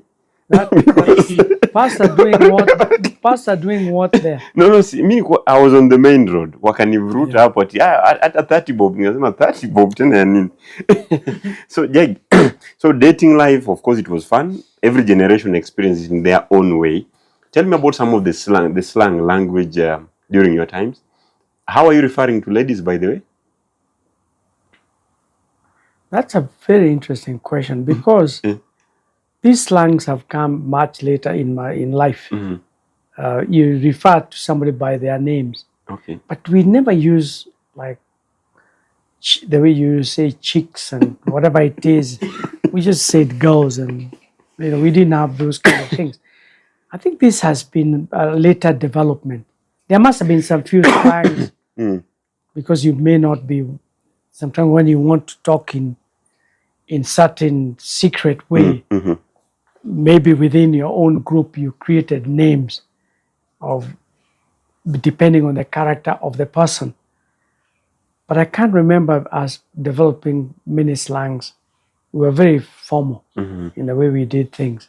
Yes. But any word that maybe you remember, even if you wanted to use within your cycles, maybe to hide something? There are some things that came up, like issues like, we didn't start them, not about the girls, but things like matatus. Yes, matatus. That coming out from the 30 cents that was paid from Makadara to town. Everybody paid 30 cents. Oh, that's why it's called matatu. Yeah, and it started with the Kikuyu saying, Mangotore matatu. Mangotore means 10 cent. I don't know whether that word was coined from, because it's a kind of a slang. So it ended up being chopped from Mangotore Matatu to Matatu and became Matatu from that time. It's because people are paying 30 cents. Whatever distance you did, you paid only 30 cents. I think that makes more sense because Paid 30 cents. the argument has And the always longest place was from Makadara to town, to CBD. Yeah. that's a very long distance. And and then, there was quite a lot of order. Buses there were no Matatus came later. But before that, and even during the Matatus time, there was the KBS, Kenya Bus Services. You may have found it We found in your them. time, But when they were there before... So the long buses, ilikuwa na kapa place fulani hapo kubwa moto sana. Some people would stand nini. Yes. Yeah. And even those days, there were double deckers. And I remember very many times I used to sit. I saw one a stagecoach bus, double decker niliona nikiwa mdogo. Double deckers, whatever, they were common, prying the whole of Nairobi. Very much like the London buses, the double deckers. You could climb up, sit up, they were there. It is strange. Let me just raise this one. Some people may be thinking that if these buses were to be introduced in Kenya right now, maybe we will be the first generation using these buses. Funny enough, these buses were there before. And I think after hapa too recently, there are some two buses which people used to say that were owned by Sonko, as it was specifically Buruburu.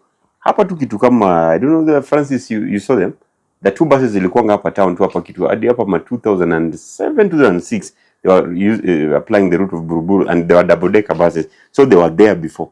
Interesting. Some people, again, also, there was an argument where the word matatu came from. Other people were saying, no, it was matatu came because hizi gari ndogo ndogo watu nakaa watatu. No. 1 2 3 1 2 3 1 2 3. But at least sasa tumepewa a different thing. Thank you so much. Thank you so much, Damari. Sasa tukiteremka chap. There is, of course, this key moment that really define our lives. Sasa we're away from dating na nini. The generations kama sasa hivi, so many people will talk about COVID-19 will be a very big story for us. Hata tukiwa in our 80s. I think the other thing we'll be telling our children, and the floods of 2024. Joe, I don't know whether you remember that. Niko sure flood ya 2024 ikafanya hadi term 2 or term 3 semesters will delay sana hata kufunguka. So I think we're a generation that maybe the word El Nino tumesikia tu kwa mbali. I don't think some of us hata experience what it was. Recently kwa tunaambiwa inakuja. There were the issues of locusts na nini. It was a big story. Drought and famine. Maybe Bwana Jagi, some of these disasters and calamities that shaped your life, ni kama gani then that you experienced? I think first of all, we can go back even before my time. Okay. There have been a couple of major epidemics. One of them was 1920, when people came back from the First World War. Okay. 1919 and 1920, we had the Spanish flu. They estimate that at that particular time, the world population was 500 million in 1920. Even yako. Okay, fine. 1920, the population was 20. And statistics show that we lost about half of the world population then. The Spanish through that flu. epidemic, the Spanish flu. In Kenya, many people died. And people may not know that a place called Karatina, as an example, the name Karatina comes from the word quarantine. Because that is where people were put in terms of quarantine. So Karatina is not a Kikuyu name, it's a quarantine. So there are a lot of things that you can see traced back. And also after that, you start seeing some age groups named after an epidemic. Okay. So for example, the Kikuyu age group that was initiated in 1920 is called Kemiri. Because the Kemiri is to crush in Kikuyu. And that disease was seen as a crusher. It killed a lot of people. So every home knew of somebody who had died. So we have had plague, And I think the plague may have come around maybe around 1939, 1940. A bubonic plague, which is brought by a rat that is not endemic to Africa. It came with the ships. The house rat you see is not African. It came from Europe. And it came carrying fleas with plague. Then there have been other incidents where the colonialists, unfortunately, our people have not written history. Our history has been written by the oppressor, most of it. One of the things is that jiggers that you see were actually introduced. And that in itself was a jigger. If you Google, you see, is an insect. Its origin is South America. And it was introduced to control populations in Africa. So jigger was introduced in most colonial places to control the community. That became another epidemic that we have actually not been able to resolve up to today. Sure. People are still suffering from jiggers. So there have been, we have had issues of locusts coming and eating. They used to come in waves during the dry season, eat a lot of the crops, people starve. So we have had those kind of episodes and things. We have had floods. I think there was one in 1960 when I was still a young person. There was a couple of them that have come up where bridges would be washed away, people killed. Then after that, we have had, which was not too common then, landslides. Landslides, in my view, have come because of cutting down of the indigenous trees. When you plant the exotic trees, they do not hold the soil like the indigenous forests that were there. So most of the hills have been left bare. Whether you wanted to plant the exotic trees like gravelia, like eucalyptus, all those things. So we have had a lot of landslides that have also killed people. Tell us something very brief about El Nino. The El Nino, all these things that are coming up, my understanding, and this is now no longer speculation, it is something that has been proven scientifically, is to do with climate change. Now, when I was telling you about the population in 1920, when the world population was around something like 500 million. I was looking at another book written by another guy who did a lot of evil things in Kenya called Mainzagen. I don't know whether anybody has read about it. If you can read the diaries of Mainzagen, you can see it. He's the guy who trapped Samoei to come to a meeting and he shot him. Then cut his head and took it to England to show that he had killed the person who was bringing resistance among the Nandi people. Mainzagen also did another massacre in Murang'a. He documented everything himself. The only thing is that is a history that we should be telling our people and teaching them. But unfortunately, we keep on learning about Trump and learning about other things that probably don't have much depth in terms of our history. But Mainzagen, when he was writing his diaries, around 1912, he estimated the population of Kenya not to be more than 500,000 at that particular time. And if you do the projections that by the time of independence, 63, we were only 6.8 million. It is possible that was the population.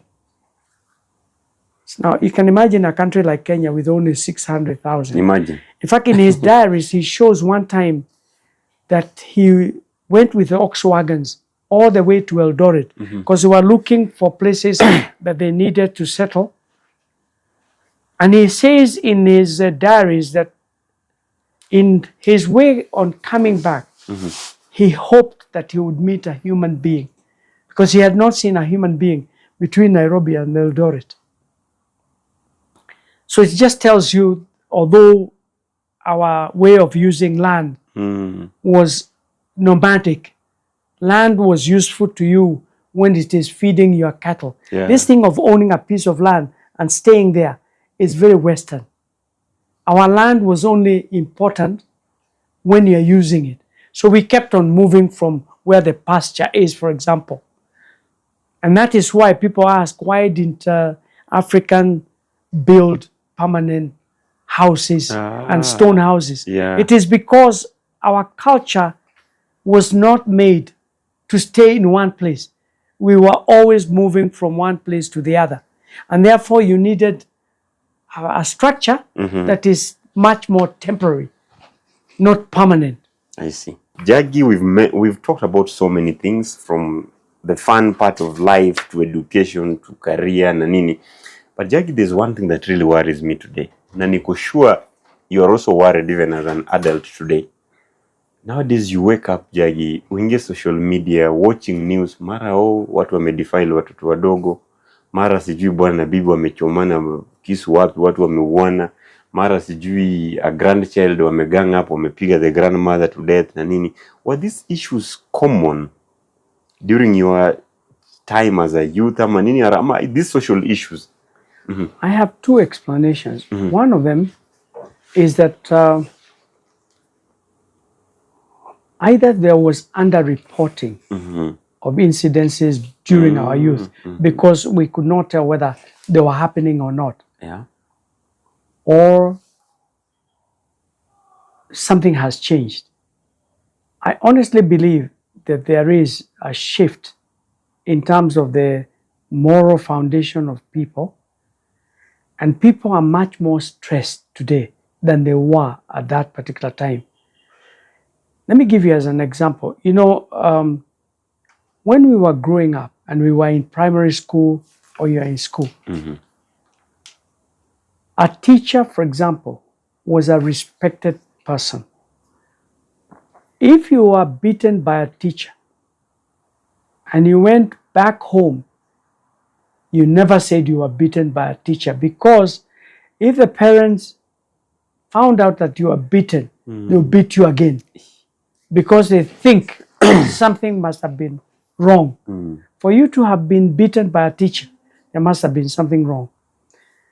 In those days, if, for example, a child did something wrong in the village, whoever parent found that child doing wrong, they would reprimand the child.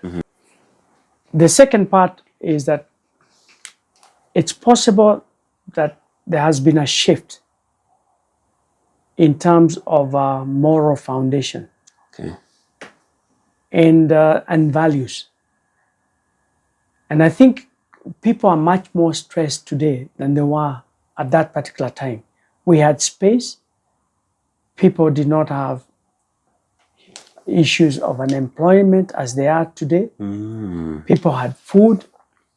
But when today you have, for example, a person who has finished university and they have done all the society wanted them to do, under the promise that once you finish studying, you would find a job, and you don't find a job, that becomes a time bomb. Because The that pressure person, now. the pressure is a lot. Yeah.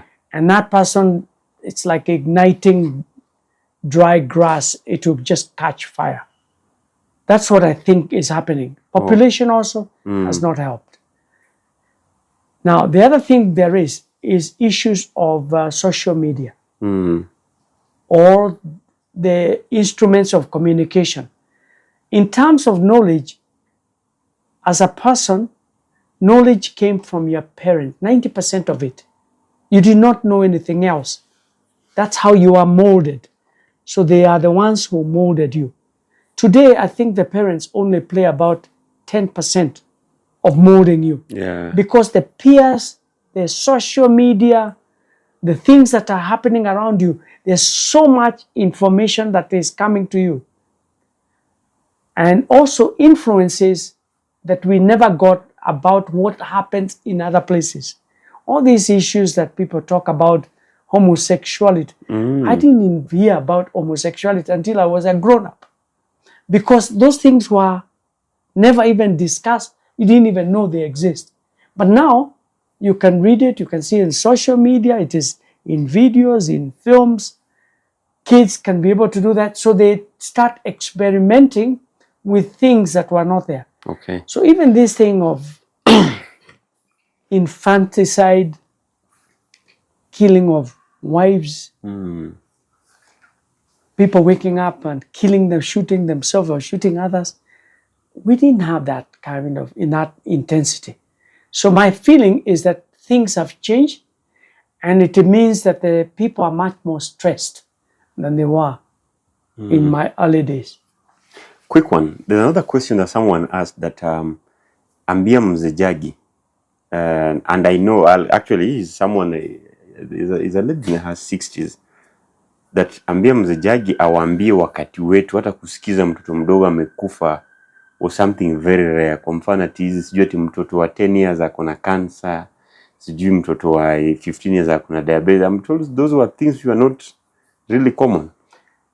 Yeah, I think in terms of air quality, Yeah. all these climate change issues we are talking about, people living in polluted environment, people breathing all the lead-based smoke that is coming from exhaust pipes of vehicles. The life we are leading today, especially in urban areas, is very unhealthy. And I know very well that World Health Organization, there was a time they were looking at what you call the air quality. And they had shown that Nairobi air quality had gone down. I'm sure you have seen air quality in places like Delhi, where people sometimes children cannot even go to school. Yep. What people sometimes do not appreciate is what is that doing to you as a human being when you are breathing that air. It probably is the one that is triggering certain types of cancers, is causing other types of diseases. When I was working for AAR, one of the things that was very interesting is that we could see the graph on the increase of what we call the upper respiratory infections, which was not there in the olden days. And if you look at it, most of it is pollution-based. It's because of the air we are breathing. Now, when you have, I'm not a doctor, but when you're breathing that type of air, it will definitely trigger other problems. Things like asthma, things like diabetes, people having issues with the clogging of their veins. It starts bringing other complications that we did not have before. I agree. So when you hear people talking about Karura Forest, talking about Nairobi National Park, talking about Gong Road Forest for Nairobi, those places, green areas, should be maintained because they are the lungs that are trying to suck some of the dirt that are being produced by factories, by vehicles, by the way we are living. If you look at Nairobi River, for example, when I was young, I remember crossing near Kariakor because I used to stay with my brother. We used to stay in Kariakor flat. And at one time I remember stopping there. And I see people said, there is fish in Nairobi River. At the moment, if you look at most of the streams in Nairobi, there is no life. Kabisa. No life can exist. They are so toxic. In fact, they are oil, sewage. People used to go there Taka. and wash themselves, take showers or whatever it is, because we did not have a lot of piped water. Water was clean. So that particular polluted water, you can imagine those people now who grow things like arrowroots that are produced in some of the sewage, with the sewage water in Nairobi. Things that may not be able to dissolve. Then you eat that arrowroot, or you eat a spinach that has been grown. It looks very green and very attractive. It's fantastic. Or a tomato that is grown with a sewage water. It looks very good, but it is also carrying the hard metals that are insoluble. And those ones, when you eat it, I don't know what the effect is. The effect can only be negative. So the quality of life in terms of living in the cities, there's no question about it. It has gone down. True. When we were in Nairobi in those days, the city council was organized. Every home was given a dustbin. There were vehicles picking up the dirt. If you are in a city council house and you are caught cooking with charcoal, you are thrown out. And there are bylaws that still exist that you cannot cook with charcoal. There are certain places you could not cook with charcoal. So those kind of things are there. So we have moved in a lot of ways backwards. Now, every estate that was built in those days had to have a playground for the children, had to have green areas. All those particular pieces of land have been taken. And what we have seen is those now are built. Children have nowhere to play around. So they stay in a flat. No different from a caged chicken. It is not like a range chicken. It cannot grow in the same way. It's like we have created prisons within the urban areas. I hope one day we'll wake up and start knocking some of the buildings down to create green spaces for children to be able to play and for people to get oxygen and live quality life. At the moment, we have a problem. And I think most of the diseases that we are finding, whether they are cancers, whether they are respiratory infections, all these things we are seeing are a barometer that shows that the quality of life has gone down. I agree with you. Jagi, someone told me that this conversation should not end without asking, how is life like without gym? Gym has become part of people's lives today. And someone is trying to imagine, I'm going to gym and you are just fit. And I think also this is also where the question of living healthy comes in, some of the food that we are eating. And then lastly, we need to attach that question to one thing. Which were the diseases which were feared most during your times? Okay, I think first of all, let me start with the gym. Gym, most of the people worked in the farms. So the issue of needing a gym, it's a very jobs were physical already. What has happened in my own view is trying to commercialize literally everything. So even when you see people taking things like supplements, all these processed foods, it's because we have become lazy instead of doing the farming, because the food coming from the farms has all the nutrients you need. But those things have been commercialized, especially even in the Western world. You commercialize it and you tell the person, if you eat supplements, you now have vitamin A, for example. You can get vitamin A from a lot of things.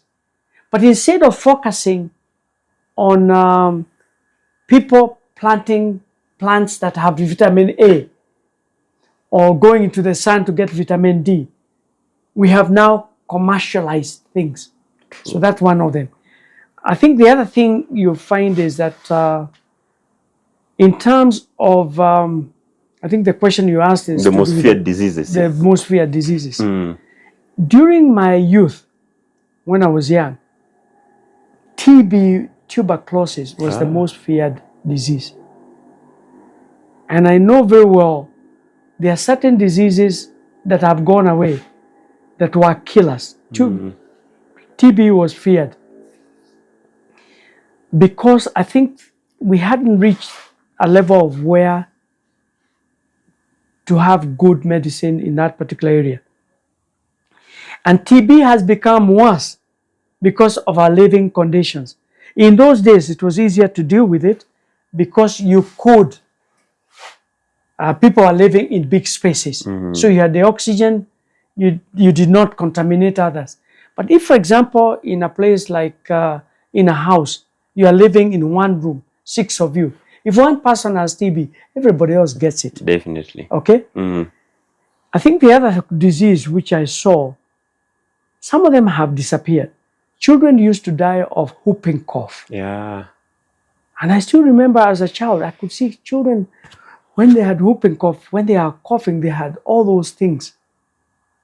We had diseases like mumps, swelling of, it would swell big things. I don't see them anymore. We have diseases of these little spots you find in people, which is a fungus. Called mashilingi. Mashilingi in the head. Again, that to me has to do probably with hygiene. Yeah. We have become probably better in the terms of taking care of ourselves in those. We had diseases like elephantiasis. People swollen with big legs. And in fact, there's a joke I always tell. It's not a joke, it's a serious story. Because in primary school, we were never allowed to wear shoes. The only people who were allowed to wear shoes were people with elephantiasis because they had problems. And I remember telling my mother, I wish I could get elephantiasis so that I can wear shoes. So I thought that shoes was looking good. Of course, when you grow up as a kid, you realize what you're saying was stupid. Yeah, of course. But that was a disease. I don't see it a lot. In the highlands, you didn't get much of things like malaria. But we also had tetanus. People feared tetanus because if you got a cut and you did not get the tetanus jab. So what happened is that there were a lot of campaigns in terms of vaccines and inoculations. This thing about people arguing that I will not take vaccine or not was never in our vocabulary. People were told there's a vaccine against TB, I think it was called BCG, and you are meeting at a certain place, you take your children. There was nothing like arguing that I'm not going to be vaccinated. These are things that have been brought by social media. Anything that can do good to you, to protect you, you went for that to help you. Then, of course, there were other issues like jiggers, which had been introduced, which became an epidemic, which is still there today. That one, I can tell you, even myself, I suffered from jiggers. We had problems of lice, parasites. Lice was everywhere. In fact, when we went to school, they would check your collars, check your head, because we had them in the hair. Yeah. So we had to be shaven, check on the shirts. And the final partner we had in bed is when you go to bed. Bed bugs. So from a hygiene point of view, I can see a lot of improvement. There's no question about it. Hygiene. That has changed. So what you call public, how do you call it? Public wellness type of diseases. Yeah. Those have been managed much more than they were before. They are still there. And I think one of the positive things that came with the COVID is when people started washing hands. I hope they can continue doing that because that is basic hygiene. And if you look at the disease load of most of the African countries, they are diseases we can be able to get rid of. I agree. They are to do with hygiene. It has nothing to do with something you cannot do something about. People are getting tetanus, they are getting diarrhea, they are getting diseases of the stomach, things you could have done by just basic hygiene. Great. So if we can invest in that, unfortunately, sometimes you get the feeling in terms of the conspiracy theories that the pharmaceutical companies and all those other huge companies would like some of the diseases to continue because that's how they make their money. Or control certain things. So I think a lot of diseases can be eliminated. Okay. But there is somebody who has an interest. As we finish, Jagi, yes. It's also very common nowadays for petty crimes and young people joining gang groups and You see, sometimes you go to a certain area, you realize Opondo and Jagi controls this area, so certain people cannot access. Well, these things also very common, like just walking out randomly in the morning, vijana wameattack a certain woman, wamemnyang'anya vitu fulani, and how are these things handled? One thing that I studied in my university when I was doing law was criminology. Okay. What makes people have a propensity to crime? And you find one of the things is that a man by nature has a higher percentage of becoming a criminal than a woman. That's one thing. The other thing you find is that I think there's something they say in the Bible about idle mind. Is the home of what? An idle mind is the devil's workshop. Is the devil's workshop. Once you have people who are unemployed, once you have an equal society, where in this country you can see a person who is boasting that they have a golden watch, they are driving 3 cars. You yourself have worked hard, studied hard. You can't find a job. That gap in itself creates a very good room for people to become criminals. An equal society is a very good ground to creating criminal elements. So I think one of the things we have done is that because opportunities have become less and less, there's more crime, especially against each other, than we ever saw before. All right. People are busy. Everybody is doing their own thing. Even if you look at the Western world, whenever the unemployment goes up, crime goes up. True. Because these are people who are idle and they are wondering, what else do I do? So create opportunities, create busy people. By the time you are tired and you are going home, you are thinking about the following day, you don't have time to think about joining a criminal gang. Amazing. I think this is one of the most enlightening sessions that I've ever had with somebody. Of course, we have conversations day and night with people. Sometimes we meet in buses, we talk, we meet in hospitals, we meet in schools. But just having a 2 hours sit down with somebody to have this credible, such a credible conversation, sometimes is very important. As we finish this, Jagi, people say stories mean nothing and we should never share experiences, and so many people still don't believe in keeping our stories and the history. As we finish, maybe what is one message you'd like to tell people just about storytelling in general? Like what we are doing, what is the importance of what we are doing now? I think there's a statement that was made, I think it's Jomo Kenyatta who said, mwacha mila ni mtumwa. So a person who does not know about their roots and where they came from is a slave, remain a slave. So it is important for you to know about your past. And I would challenge everybody, especially the younger generation, sit down and even do a family history tree family history. Go back about 4 generations. Who are we? Who are we? Find out, because finding your roots and finding about even the history of your community, it's very important. I think the other thing I would like people to do, in my own view, is that because we have now been put in a compartment called Kenya, is to stop profiling somebody by first saying, huyo Mjaluo, huyo Mkikuyu, huyo Mturkana. Say huyo Mkenya.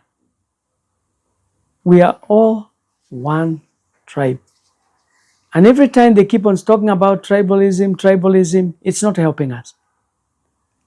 There is nobody who chose to be born in a certain tribe. There's nobody who chose to be born in a certain country, in a certain community. But we happen to be people that now belong to a country called Kenya. I lived in Tanzania. I never heard somebody saying, huyo Mchaga, huyo Mnyamwezi, Mahehe, Mngoni. Every time we meet people, the first thing we try and do in Kenya is to profile somebody by where they come from. It doesn't matter. This is one little country, and Kenya is a very little country in the whole compartment of countries. Let's try and create one community. The fact that I come from a different community, that should be a strength. It's not a weakness. And it creates a good kind of fertile ground for a nation that has diversity, but we are one. Thank you so much, Mr. Jagi. I've really enjoyed the conversation with you, and as we said, this is just among the many times that we'll keep meeting, because I know today we are meeting here. Last time we met here. There's another time times are coming that we'll even do the storytelling, the amazing Wajji Nature Park, where we'll be also having a conversation.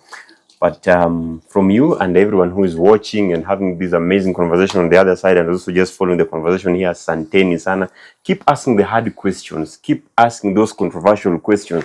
Those are the things that lead us to where we are. Asante Sana again. We'll meet some other time and we keep sharing these stories.